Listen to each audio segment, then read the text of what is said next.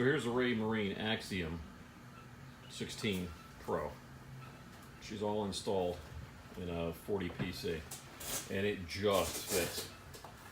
I mean, it's crazy how tight this is, but it just fits. So I'm really happy the way it came out. It looks good. Now we get to acclimate ourselves with a whole new chart plotter. And I'm sure you guys can find all kinds of other videos on how to run it and how everything goes, but I basically wanted to show you how it looks in place. Boy, that's tight. It looks great. I love it. It's gonna be a heck of a season.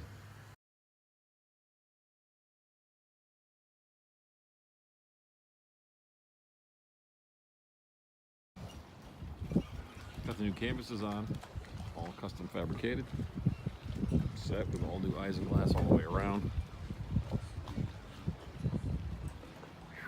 Boy, you can see everything.